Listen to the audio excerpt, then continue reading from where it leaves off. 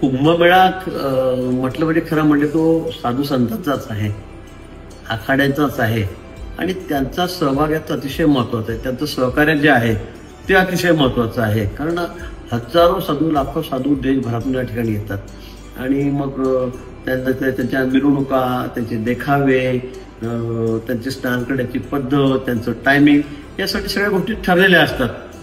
तेच करत असतात. पण त्यांच्या सहभागाशिवाय किंवा त्यांच्या मदतीशिवाय हा कुंभमेळा देखणं होऊ शकत नाही.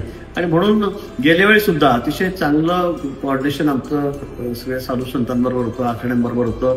याही वेळेला 3-3, 4-4 बैठका आमच्या त्यांच्या झालेल्या आहेत. माननीय मुख्यमंत्री महोदय 2 वेळा 3 वेळा स्वतः नाशिकला, त्र्यंबकेश्वरला येऊन या महंतांबरोबर, आखाड्यांबरोबर ही बैठक त्या ठिकाणी झालेली आहे. आणि त्यामुळे सुंदर असं नियोजन, कोणाच्या काय अडचणी आहेत, कोणाला काय पाहिजे, काय नको आहे, काय केलं पाहिजे, या सगळ्या अडचणी, तक्रारी त्यांच्या आम्ही जाणून घेतलेल्या आहेत, त्यांच्या सूचना विचारात घेतलेल्या आहेत आणि त्या पद्धतीने आम्ही हे नियोजन त्या ठिकाणी केलेलं आहे.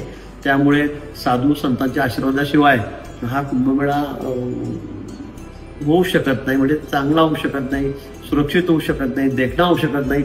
खरं साधू संत म्हणतं हेच या कुंभमेळ्याची शोभा आहे.